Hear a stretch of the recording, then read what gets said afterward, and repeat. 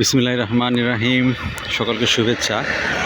তো আজকে আমরা এসেছি এই চাঁদপুরের বাবুরহাট এলাকার পাশেই প্রধানিয়া এগ্রোতে। তো এটা বাবুরহাট থেকে মতলব যে সড়ক চাঁদপুর জেলা, বাবুরহাট মতলব সড়কেরই সংলগ্ন এই যে প্রধানিয়া এগ্রো। জায়গার নামটা ধরা হলো কি কালীভাঙতি। তো এখানে এই প্রধানিয়া এগ্রোর এই আঙ্গুর বাগান। তো আরাফ চলে আসছে। আরাফ, সকলকে একটু শুভেচ্ছা জানাই দাও আরাফ। তো এই হচ্ছে আঙ্গুর বাগান। এই মুহূর্তে হয়তো আঙ্গুর শেষ হয়ে গিয়েছে, এর আগেও এসেছিলাম, তখন আঙ্গুর ছিল অনেক।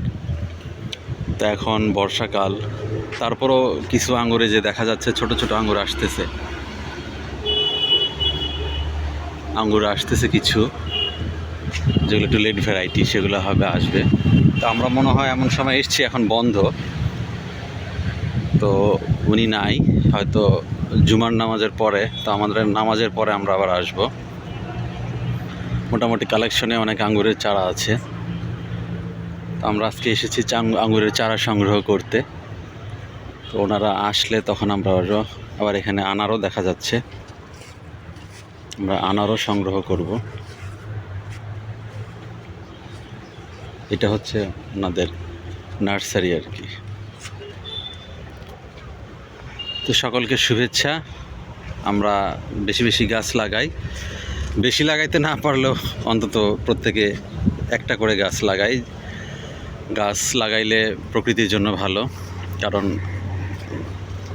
গাছ প্রকৃতির ভারসাম্য রক্ষা করে।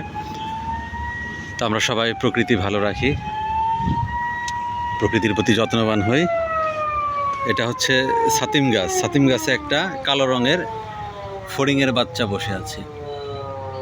চোখ দুটো দেখেছো? ফড়িংয়ের চোখ দুটো কি সুন্দর লাগতেছে, তাই না?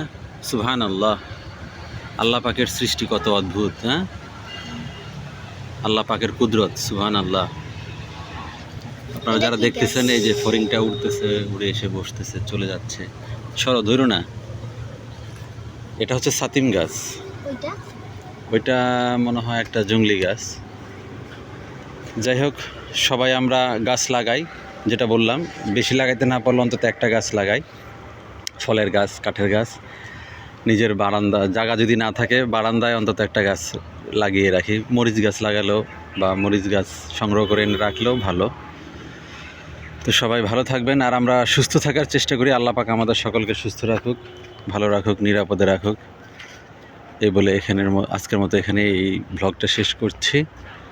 যারা আমার এই চ্যানেলটি সাবস্ক্রাইব করেনি, তাদেরকে সাবস্ক্রাইব করার অনুরোধ করতেছি। এবং আমরা সবাই যেন সুস্থ থাকার চেষ্টা করি, নিরাপদে থাকার চেষ্টা করি। মহান আল্লাহ রাব্বুল আলামিন আমাদের সবাইকে সুস্থ ও নিরাপদে রাখুন, দুনিয়া এবং পরকালের পরিপূর্ণ কল্যাণ দান করুক। আমিন। আসসালামু আলাইকুম।